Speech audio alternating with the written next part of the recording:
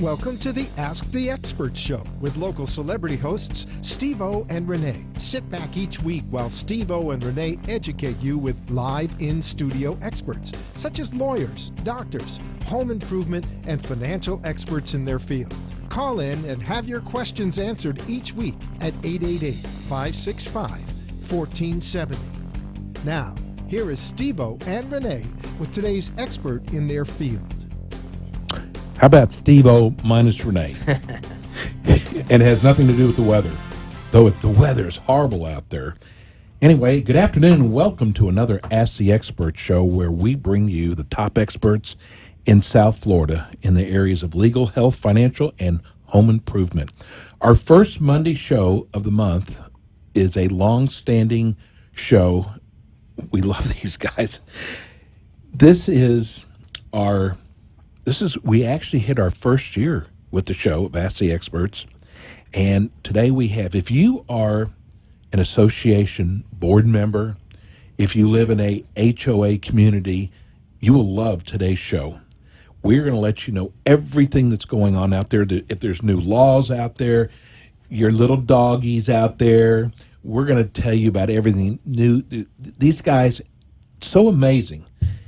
I love the way they give back because they do meetings and they do seminars and they're free. So I want to welcome the senior partners of K. Bender Rimbaum, Robert K. and Michael Bender. Good afternoon. Good afternoon, everyone. Is that your radio voice? That is Good afternoon, everybody. No. Bad weather That's out my there. after vacation voice. Okay.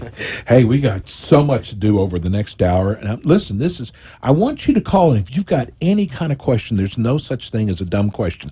I'm the only one who does that. You can call us at 888-565-1470. That's 888-565-1470. You know, if your neighbor keeps dumping their trash on your front door and you're not getting any help, we're just kind of kidding about that. But seriously, if you're a board member, this is the greatest show to learn how to do things the right way. And if you don't have an association, you need to get someone who understands how to start an association, and you better do it with a lawyer. Anyway, how you guys doing? We're good. Very well. So who gets to tell us about your firm, K. Bender and Rimbaum? Oh, I'd be happy to, Steve. They love their firm, Sure, so it's like... I'd be happy. It's nice to be back. Hello, everybody. K. Bender Rimbaum. For those of you who are not familiar with us, hopefully everybody is, we are a full-service community association law firm. I'd say 95% of our practice is in the realm of representing the community association, whether it be a homeowners association, a condominium association, a cooperative association. And we act as general corporate counsel for our clients. And in that capacity, we handle everything that the associations need from a legal perspective. What we always remind the boards is when they are volunteers, and they should be applauded for volunteering their services, but they are stepping up to take on the role of running a business. Some of these businesses are small, but some are quite large. And in that capacity, they do need to rely upon their experts. They have perhaps good management. If they're not self-managed, they're looking to get good management. There are a lot of quality management companies out there who give them good management and business advice. They'll get a good CPA. They get a good insurance agent. And then, of course, with any corporation you're running, you should have solid, experienced legal counsel. And that's where K. Bender Rimbaum comes in. And we assist all of our clients in any capacity that they desire, whether it be general day-to-day operations, reviewing documents, interpreting documents, amending documents, reviewing and negotiating contracts or creating contracts, violations, just general operational issues. Most of your business is contracts, is that right? Well, no, I mean, it's really, in a corporate setting, you run into, in a corporate association setting, you run into a variety of issues that have legal ramifications. And it's very important for all boards to recognize that they are running businesses, and as a result, all board members, when they're creating their budget, should have a line item in their budget for legal counsel. And remember to utilize legal counsel to address these issues, because the axiom is true. You will pay more later than you do, pay me now or pay me a lot more later. And it's important to get qualified, experienced legal counsel involved when necessary.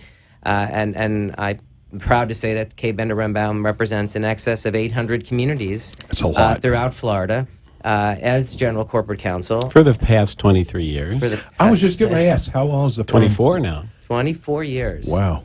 Yeah. And your offices are in? We have two offices. We have our main office out of Pompano Beach, which is right off 95 in Copans. And we have an office in Palm Beach Gardens right on North Military Trail.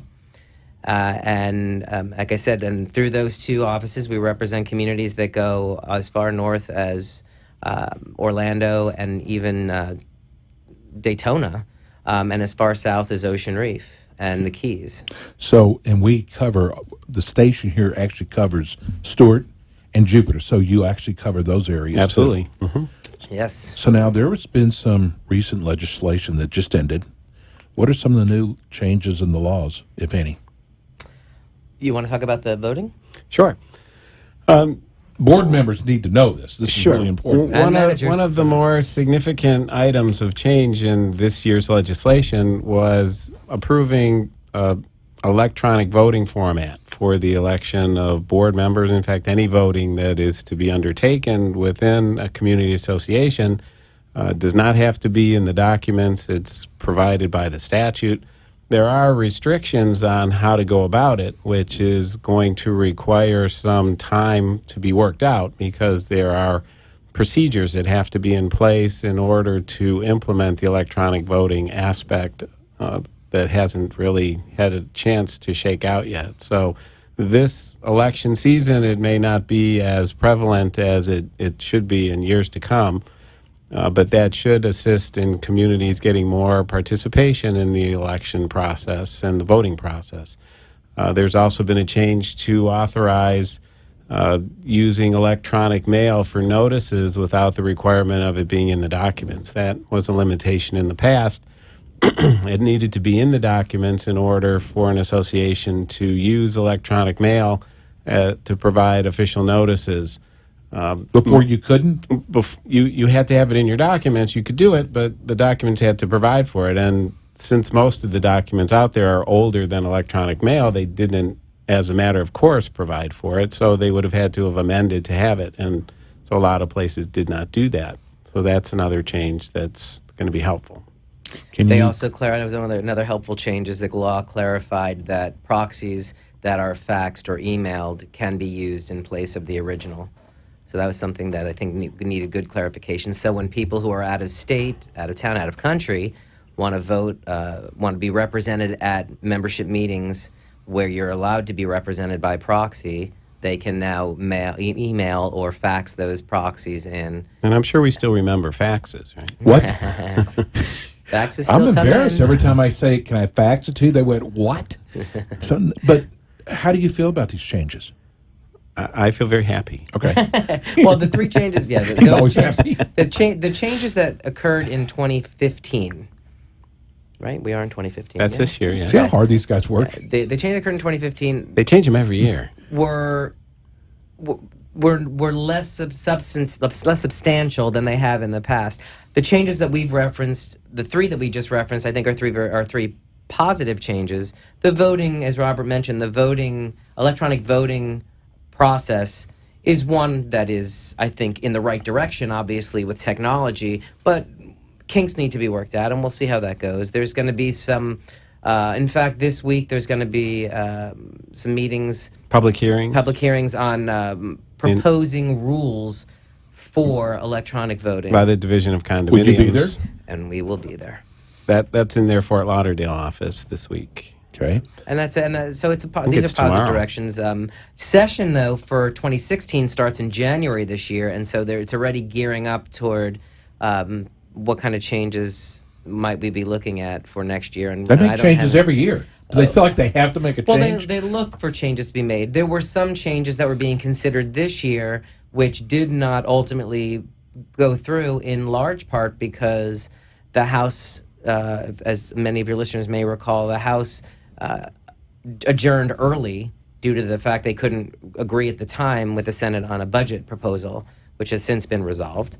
but they in a special session. But there were some bills on the horizon, one in particular that would change the way estoppels are addressed, and fees that are charged, and the time frame within which you need to respond, which is not a positive bill at all for associations, which is likely to come back this session. So we'll have to be addressing these things again. So we actively work in different organizations. CAI is a board, a committee that I sit on, the Florida Legislative Action Committee of CAI, where we actively work with other community organizations, have lobbyists up there with the Florida Bar as well, and try to keep good legislation moving forward for community associations, and try to put a kibosh, if you will, on legislation which would hurt associations. But there's a lot of competing groups up there. I'm sure. And many of them have very powerful lobbyists, and so sometimes we get legislation that is not very positive for associations. And just getting back to that public hearing, it's going to be Thursday, August 6th, and Friday, August 7th at the Fort Lauderdale office of the Division of Condominiums. You can find the more specific information at the Department of Business and Professional Regulation website. I think Thursday's at 2 o'clock. I think they're both in. Friday's in the morning. Yeah, Yes, because I'll be there Thursday. I know that. Speaking of technology, people can actually go to your website right this minute, kbrlegal.com, and they can actually watch the show live right now.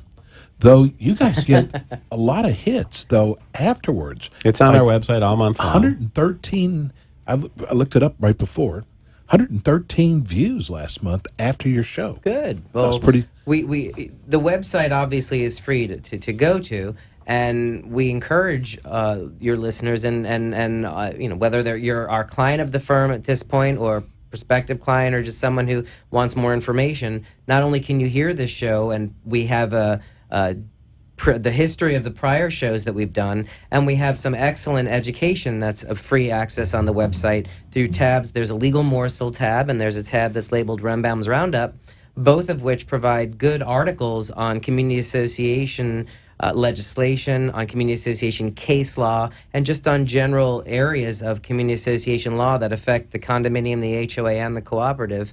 And it is, I encourage all board members and managers to reach out to that site, once a week and see what's new. Whoever your webmaster is, there is so much great information on your website. We'll let them know. It is, tell them again, it's kbrlegal.com. kbrlegal.com. Make sure you put the www in the front, or I don't think it'll work. No, it will. It will? Without the www?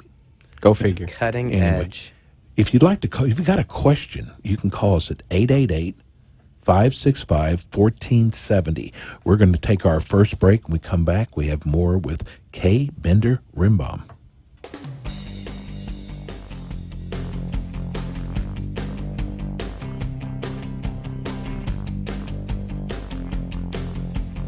Is your community association looking for prompt, effective, cost-efficient, and understandable legal advice and services? You'll find that and more with Kay Bender Rimbaum, a full-service commercial law firm concentrating on the representation of more than 800 community associations throughout Florida. With offices in Broward and Palm Beach counties, Kay Bender Rimbaum assists clients in all matters of association representation, including but not limited to collection of assessments, contract negotiation, covenant review and amendment, covenant enforcement, and construction defect claims. Under the direction of attorneys Robert Kay, Michael Bender, and Jeffrey Rimbaum, Kay Bender Rimbaum is dedicated to providing clients with an unparalleled level of personalized and professional service regardless of their size, and takes into account their individual needs and financial concerns. For more information, visit www.kbrlegal.com or call 954-928-0680.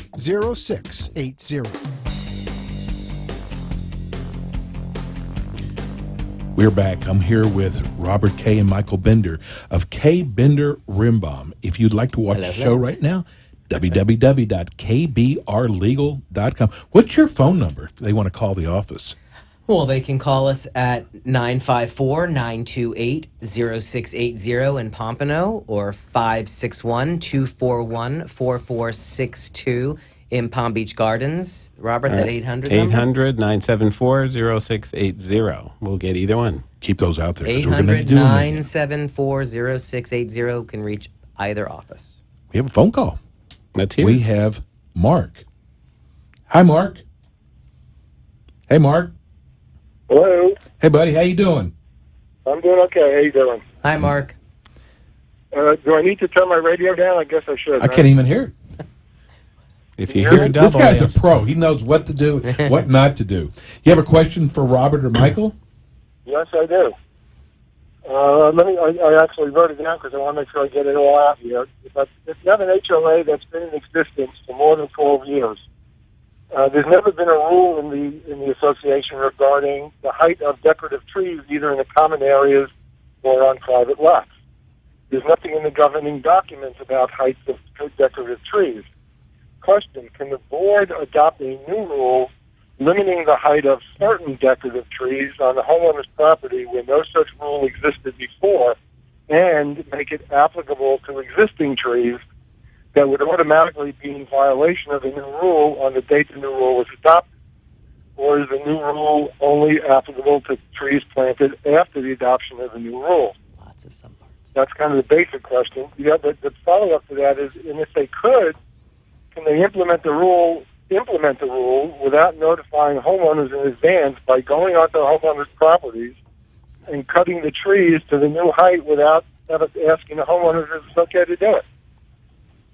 Well, there's a lot going on there, Mark. Yes, there is. It's a good question. I'll give you a little overview on the process. Generally speaking, in order for a board to make rules, they have to have documentary authority to do so.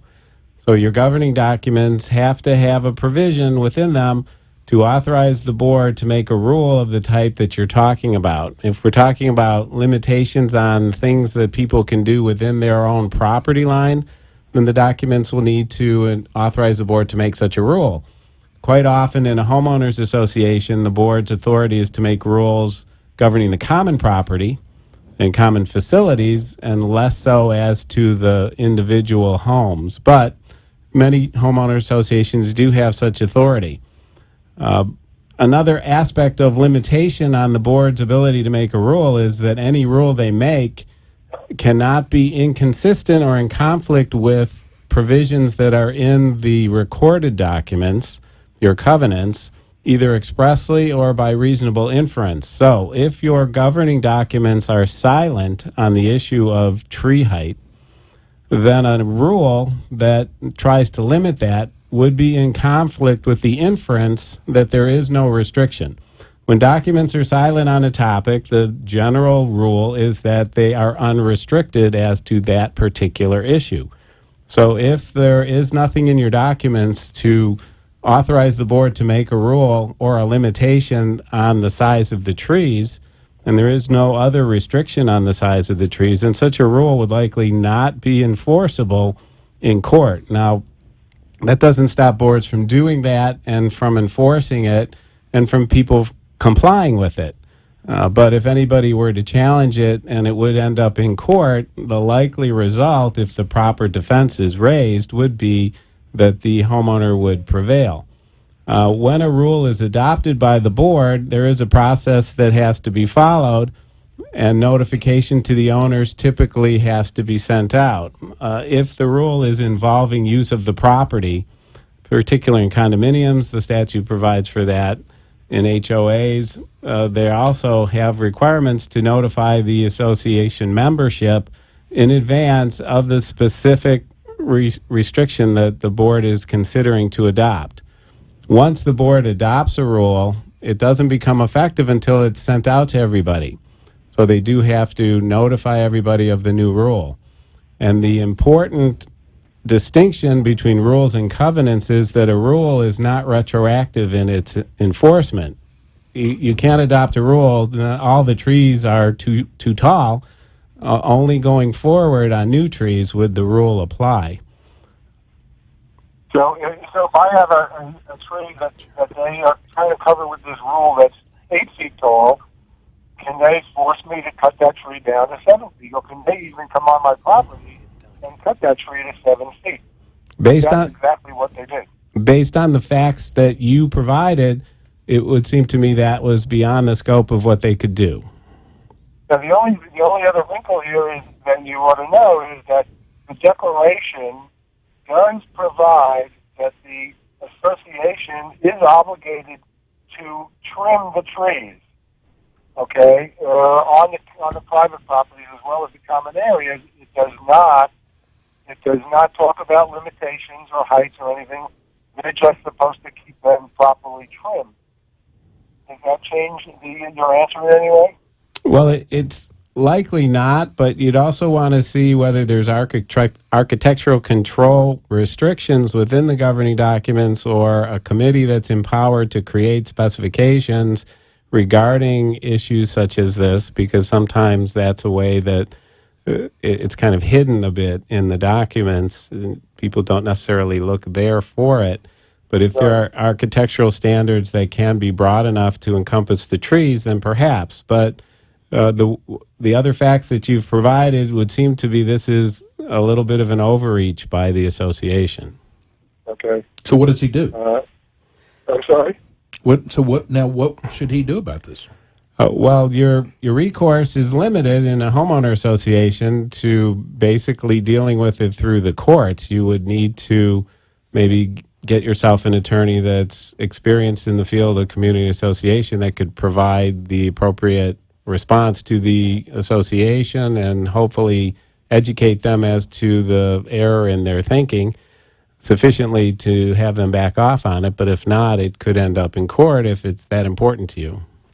Yeah, and the problem is further complicated by the fact that the association has outside counsel, and they got a sort of opinion from outside counsel that the board has every right to do exactly what they're doing. Well, yeah. I guess just makes it even clearer that the only recourse is to take this thing to a judge and let a judge decide. Well, it is. That's what it's important to recognize. What you've presented is, and very well, by the way, as a lot of different facts. Ultimately, the guidance that we're offering isn't legal advice by any stretch. It's just it's an opinion, but it really does, and we don't like having to say it requires a review of your governing documents because we'd like to be able to give more definitive answers. But quite frankly, it does require a review of your governing documents. You have so many facts involved there, and as Robert pointed out, there are many different sections of the declaration and of your rules and regulations and governing documents in general that would need to be reviewed before one could give the opinion that what the board did was a true overreach. The fact that they have an opinion from an attorney for the association that says they were authorized to do it doesn't necessarily make it so. Reasonable minds can disagree on that, but certainly you'd want, I would want to review the governing documents and the opinion of that council before I would give a true opinion on this. And it's also possible the facts that were given to the attorney aren't exactly as you've described them as well, which will color whatever opinion that attorney may write. Right, I agree.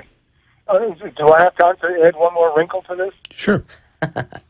Listen, don't you... Well, this is a good next time commercial, to still not for a few minutes, so go ahead. Why don't we give him your phone number, Robert? Wait. You're talking over him. We didn't hear.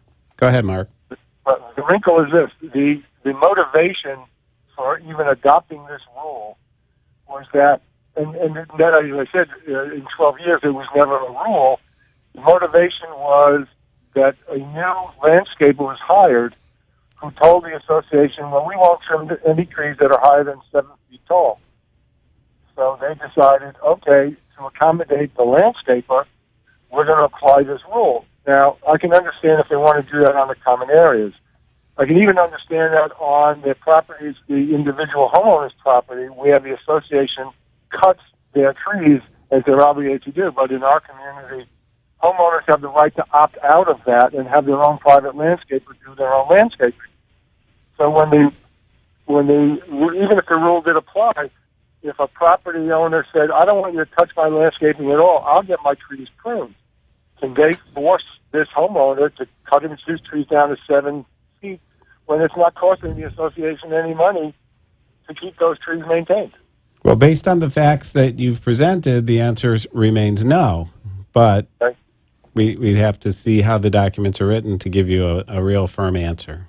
Yeah, I can tell you that the architectural the architectural provisions of the declaration are very silent on this specific issue. It's just a general, which would not be unusual, Mark. Yeah, I'm sure that's true. That it's just a normal. The architectural review has the right to review based on aesthetics and et cetera, et cetera. Right. But there are no tree height limitations anywhere in the documents. Well, and what's important for all association board members and managers to be aware of, Mark, since you brought this issue up, Florida Statute Chapter 720 is clear that if the association has an architectural review committee or a committee of that with a similar purpose, who can approve or disapprove certain modifications in the community, in order for them to be able to exercise that authority, there do need to be fairly clearly defined restrictions in place that have been published to the membership, which just talk about the height, the size, the location, the color, if it's paint color. And I'm going a little bit beyond your question, but I wanted to just piggyback off it to kind of provide some general guidance on the issue, because with ARC modifications, the Florida statutes are clear, and case law has supported the fact that if you don't have clear modifications set forth for the membership to use as a guideline, then it would not be appropriate for you for the ARC to approve or to disapprove a request, because they really don't have any basis upon which to disapprove. So even if it says they can disapprove it based on aesthetics, they should offer clear guidelines as to what this committee is going to consider not to be properly aesthetic, to be play it to most conservative and safe. But from everything you've told us, Mark, it seems the association is going beyond their authority. Okay, and the last provision that's in the declaration that they try to hang their hat on often in other situations is that provision that says that the board is charged with maintaining the health, safety, and welfare of the members of the association and the members. And that word welfare, to people on this board that I'm talking about, seems to be very, very broadly defined. Well, it has limitations, the so-called police powers of health, safety, and welfare. There has to be a real bona fide safety issue involved for them to adopt a rule that otherwise conflicts with the provisions of the documents. Well, but the word they hang on is welfare. Everything that's done, I guess, is for the welfare of the members, is it not? Should be. Right, but Okay. it is considered somewhat of an ambiguous term, and when taken to court, if there's an ambiguous term in the documents, the courts will view that against the association, not in favor of. Right. Generally Okay, well, speaking. Does that help? Thank you, Mark. Thanks, Mark. Very helpful. Thank you very much. Appreciate it. Good luck. Is that a common problem Which? with the trees? Well, it isn't necessarily the trees that's a common problem, but quite often boards get ideas and they go a little beyond the scope of what they think or what their documents allow them to do because they think it's best for the community. And more often than not, the owners just go along. Although I think it's also fair to say on the flip side, you move into a community, you're not into a homeowner association, an HOA certainly more so than a condominium setting, and you think that it's my property, I can do what I want, when in fact the restrictions are in place that do give the board a greater authority than you as a homeowner might otherwise prefer, and so you need to be aware of that authority. Okay. And it's a good idea if you're not sure to inquire, and then board should reach out and get guidance from legal counsel. And one of the most important things for any owner in a community is to be familiar with your documents. It's not easy, but it's important. So I got a funny story to tell you when we come back. We're going to go to break. When we come back, we'll have more with K. Bender Rimbaum. Funny story coming. Oh, it's funny. We'll be right back. Is your community association looking for prompt, effective, cost-efficient, and understandable legal advice and services? You'll find that and more with K. Bender Rembaum, a full-service commercial law firm concentrating on the representation of more than 800 community associations throughout Florida. With offices in Broward and Palm Beach counties, K. Bender Rembaum assists clients in all matters of association representation, including but not limited to collection of assessments, contract negotiation, covenant review and amendment, covenant enforcement, and construction defect claims. Under the direction of attorneys Robert K., Michael Bender, and Jeffrey Rembaum, K. Bender Rembaum is dedicated to providing clients with an unparalleled level of personalized and professional service regardless of their size, and takes into account their individual needs and financial concerns. For more information, visit www.kbrlegal.com or call 954-928-0680. That's a quick commercial. And we're back. God, the phones are ringing off the wall. What's funny? We're going to keep you guys busy today.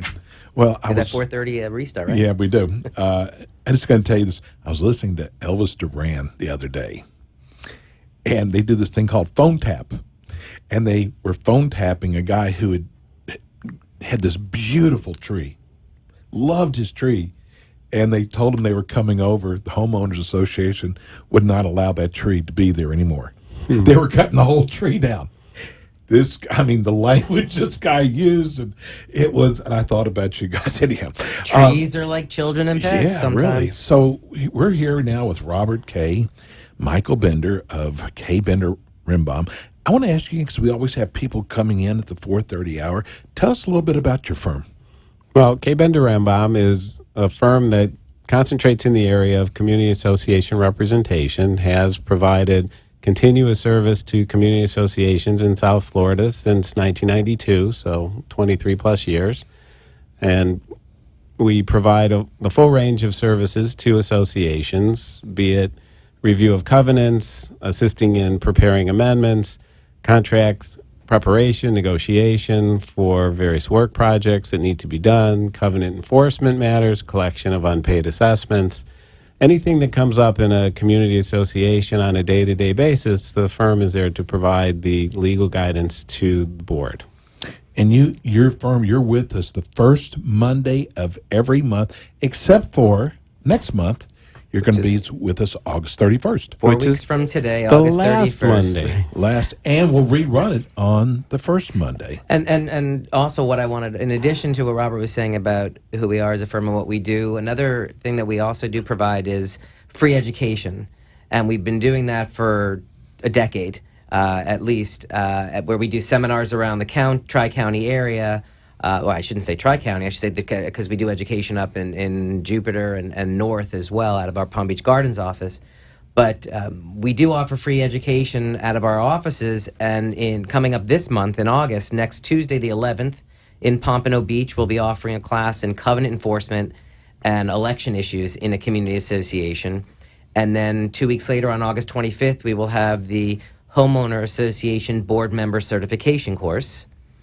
And in All new board members need to be certified. All of these are free. Yes, all board members need certification. So we have the Homeowner Association Board Member Certification course in Pompano Beach on Tuesday, August 25th. In Palm Beach Gardens, will be 3 courses in August, all Wednesdays. Wednesday, August 12th, the Homeowner Association Board Member Certification. Wednesday, August 19th will be the Condominium Association Board Member Certification. And Wednesday, August 26th, will be the Fair Housing Act Assistance Animal or Pet course. Those are in Palm Beach Gardens. The Condo Board Cert and the Fair Housing class in Pompano Beach will be in September. And kbrlegal.com, as we mentioned, our website, has very easy access to a tab for seminar dates, times. RSVP is required for both Pompano Beach and Palm Beach Gardens as space is limited. So it is all free, and we encourage everyone to come on out. They've been really very successful, and people walk away with a lot of good information. Speaking of good information, we got several callers. Let's go to Jill first. Hi, Jill. Hi. Thanks for waiting. I just have a question. I live in a high-rise condominium, and recently the board has announced a plan to publish an owner's directory for all of the owners, and it's going to include some information like telephone numbers, addresses, email addresses and things like that. And I was just wondering, can they do that without my consent? Well, that's a good question, Jill. When it comes to directories, and this actually is across the board, you mentioned you're in a condominium, but this actually does apply in the HOA setting as well as a cooperative setting. There's been some changes in the legislation on this point to clarify, and in fact, some recent legislative changes as of 2014 to clarify what is permitted to be in a directory. And simply put, phone numbers are allowed to be included in a directory that the association is putting out. However, owners should be given the right to opt out. In other words, you have the right that they should inquire as to whether you want your phone number listed or not. And if you do not tell them no, then they have your phone number, then they can include it. So you need to opt out of the phone number. Email is different though. Email, you need to affirmatively say, yes, use my email. So that would be more of an opt-in. And one thing that we've talked about, whenever we have these questions come up at our classes or our seminars, what I suggest and what our firm suggests is that the board, or if there's a manager on the team there, management team, send out a letter to all owners. And it's a single letter, and it basically informs all owners that a directory is being put together, and the following information will be included, which includes your phone number, and give them a line where they can say they do not want their phone number. And then the bottom part of that same letter can say, we're also going to include an email address. If you prefer, write your email address here. And in this way, it's clear to the board, it's clear to the manager what information each owner wants included or not included. And that helps avoid problems down the road. So if your board is planning on putting out a directory, I suggest you inform them that if you do not want your phone number, put in writing, I do not want my phone number, because you have that right to opt out. Okay. That's what I just wanted to double check. Thank you so much. Thank you, Jill. Thanks, Jill. Hey, we have another call. Kathleen. Hi, Kathleen. Kathleen? We lost Kathleen? Yes, I'm here. Oh, hey, Kathleen. How you doing? Fine. You have a question for Robert or Michael? Yes, I do. What's your question? The question is, can the board of directors vote on assessments without the unit owner's permission? What has happened is our board of directors has sent out a letter to all. Go ahead. You know, you need to turn your radio down. Okay, so I'm listening to the radio. Yeah, we're on a 15-second delay. What I'm saying is that the board, our president, sent out a letter to all of the board members, all of the unit owners, stating that there were 5 items that they feel they should have an assessment done on it, and there would be a meeting to vote on it on July the 30th. Well, they had the meeting. At the meeting, they only had a couple of people, maybe had 30, 40 owners there. The board of directors voted on 5 items that they felt was an emergency.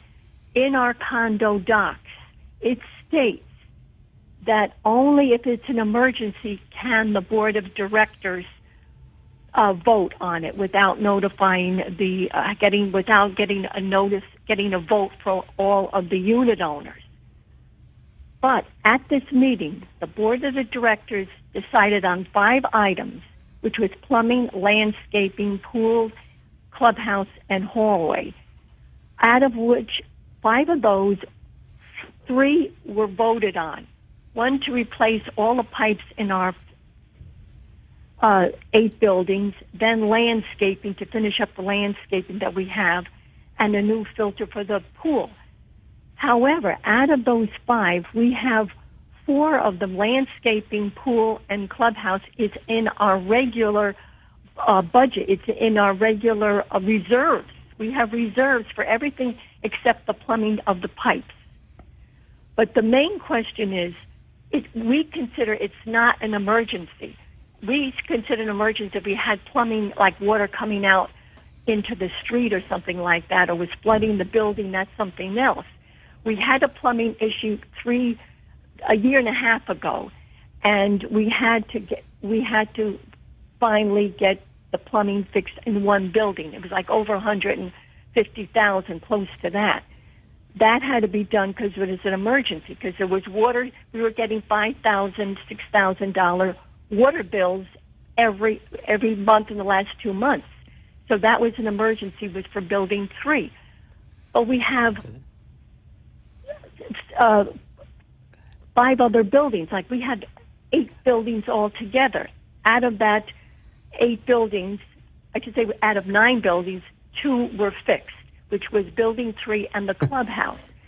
But right at this meeting on July the 30th, the board of directors voted right there at the meeting that they wanted these 3 items taken care of, and that they were going, and they gave a schedule. They gave us a written schedule of items, how much the assessment would be, and the bad pipes.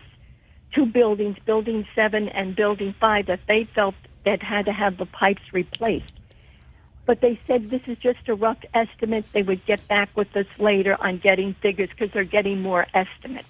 So what is your question? No, I got a question, Kathleen. This is an area that is commonly misunderstood by unit owners in condominiums, and there's a long-standing case decisions that govern this issue over 30-plus years ago in a condominium and in a community association in general. Quite often, documents limit the ability of the board to impose assessments, but under this decision of the Florida courts, when the expenditure is involving what's considered necessary maintenance of the common elements, then the board not only has the authority to assess the owners without their consent, it has a duty to do so, because their obligation under your documents, their job in essence, is to maintain the condominium and the common elements. The only way they can do that is by assessment. So asking the owners to vote on special assessments that are for necessary maintenance, not emergency, but necessary maintenance, is something the courts decided was not in the best interest of condominiums in Florida, and ruled that in the early 1980s, and it's been the law in Florida ever since.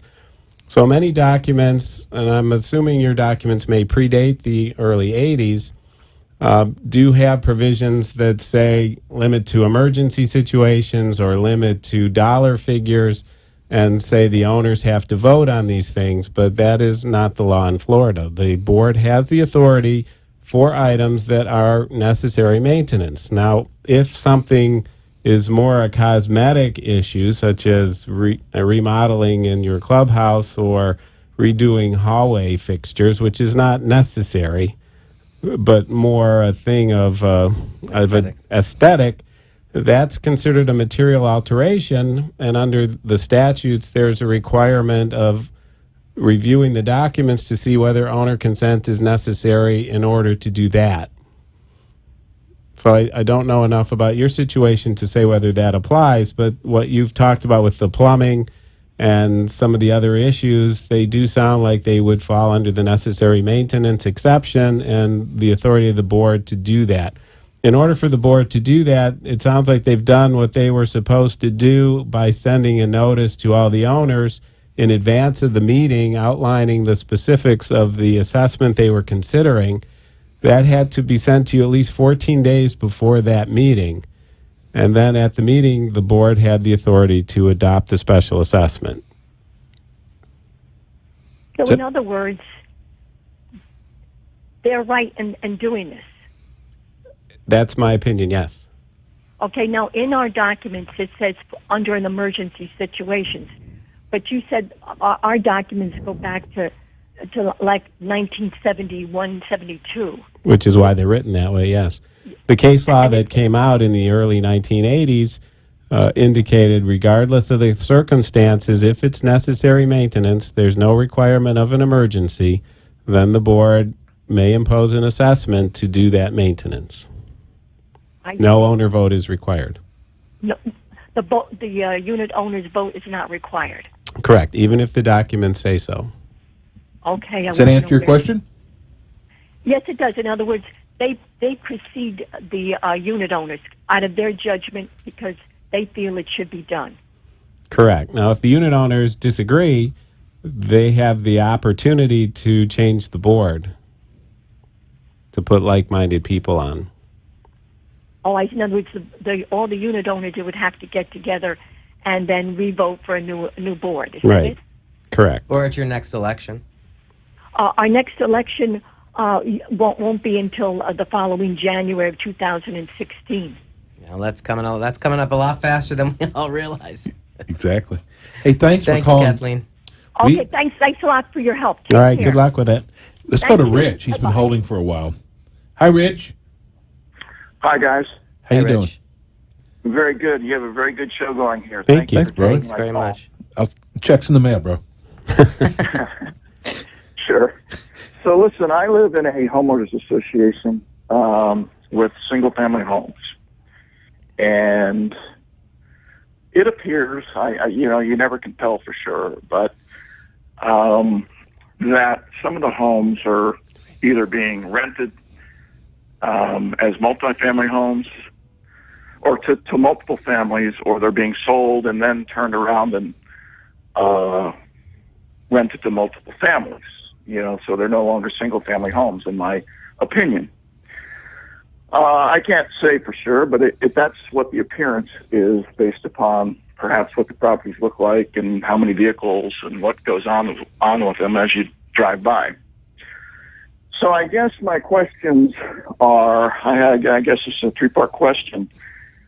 Is this a problem that is prevalent in homeowners associations in South Florida that you're aware of?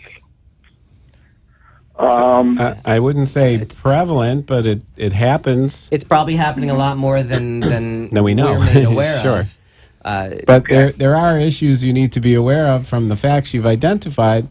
You said single-family uses, and there's multiple families in there, but you need to look at your governing documents, your restrictions, your covenants, to see if there's a specific definition of what single-family usage is. Many years ago, the United States Supreme Court was called upon to review this issue where documentation of single-family use was not specifically clear as to what it considered it to be.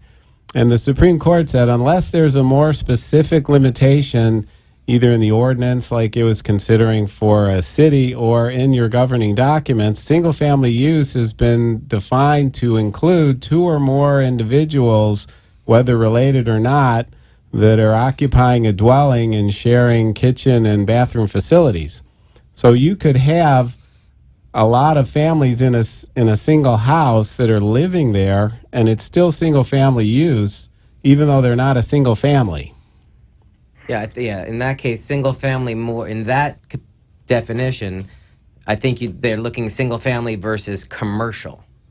So it's still used. It can still be considered residential. So And there are even commercial settings that are considered single family, such as an adult congregate living facility where they're taking care of older people. That's by statute considered to be single family use, even though it's clearly a business. Right. So it's important. Yeah, you need to I have, would and you can say, define by rule. If it's not in the governing this declaration, the board can, if the documents permit, define by rule how a single family would be made up, or that the definition of that. But it is important to look at your governing documents. Okay, so what you're saying, the definition of a single family is broader than just In a single family, yes. either the traditional family. Correct. And Although the documents can be more narrow, you have to look at those. Have you talked to your board about it? No, I have not. I'm just wondering what your recommendations are on how I should research the problem. Well, if you have prior your to going to the board with my concerns. If you have your declaration of restrictions, the first thing you'll want to do, if you feel up to it, is see if you can find provisions that talk about the use of the property that way and whether there is any kind of specific definition as to what a single family unit would be. Well, there could be amendments that were adopted after the time that whatever set of documents you have came into being. So you could check with the association to see if there are any such amendments. So are you saying I should request the bylaws from the association, or are these documents I would have received when I purchased my home? Well, you should have received a full set when you purchased. But that doesn't always happen. No. So It's a matter. Is your property managed? Oh, yeah, it has a full-time property manager. Okay, you can just reach out to the property manager and inquire as to whether there have been any amendments to the governing documents after what you're looking at. You can see what your documents are from, and you can ask, have there been any amendments? And if so, then you can request to get a copy of them. You might have to pay a per-page fee, or you can go in the public record yourself and research them. But you might also just bring to your board's attention your concern and inquire as to whether they have looked into this. Not only not the particular property you're talking about, but throughout the community itself. So that would require that I go to the board meeting and stand before the board? Or Well, you can send them a letter. Send them a letter. Send it by certified mail is always best, and a copy by regular mail, or if you have email communications, you can go that route. Okay. All right, guys. That help? Well, I'll do some research based upon your recommendations. All right, we'll be on again August 31 if you want to try back. I think I'll plan on calling. Thank you. Thanks, buddy. Thanks, Rich. Wow. Bye-bye. Phones have been crazy today. You got to get out these dates again because we haven't had much time to do that. Well, okay. Be happy to. Thank you all for calling in, who've called in. We appreciate the phone calls. We have a few minutes left, so I want to go over some dates with you. The seminars that Kay Bender Rembaum is offering out of our offices in Pompano Beach and Palm Beach Gardens. We do a board member certification. And just if I could quickly remind all board members, when you volunteer to serve on your board, state law does require that you be certified. Certification comes in two ways. There is a form the state created that you can sign that basically affirms that you have read your documents and you promise to uphold them and meet your fiduciary obligations and act in the best interest of the association. I paraphrase, but that's essentially what the document says. And that needs to be signed within 90 days after you've been elected or appointed to the board. Alternatively, and what we recommend, whether you sign that certificate or not, is you should take at least one board member certification course. Condominium board members, HOA board members, and cooperative board members, you should all get a minimum of one board member course. We suggest, of course, you attend at least one of ours, even if you've attended another one. Come to one of ours. You always can learn new things, get new materials. I think you'll find it very beneficial. In Palm Beach Gardens, there'll be a Condominium Association board member course on Wednesday, August 19th, and an HOA board member certification course on Wednesday, August 12th. In Pompano Beach, on 95 in Copans, there is the Homeowner Association board member certification course Tuesday, August 25th, the Condominium Association board member certification course on Tuesday, September 29th. All of these classes are in the evening. Pompano Beach is 6:30 to 8:30 p.m. Palm Beach Gardens is 6 to 8:30 p.m. RSVP is required. 974, right? 800 974 0680 to reach either office, or you can RSVP directly to Pompano Beach at 954-928-0680 or to Palm Beach Gardens at 561-241-4462. Or go to the website. kbrlegal.com has all of our courses. Next Tuesday, August 11th, is the next course in Pompano Beach, and that course is a 2-hour presentation on covenant enforcement issues and election issues in the community association. It applies to the HOA, the condominium, and the cooperative. It's a great class on covenant enforcement and election issues. These questions have been coming up a lot even today. Do managers get credit for that? It's an excellent question, sir.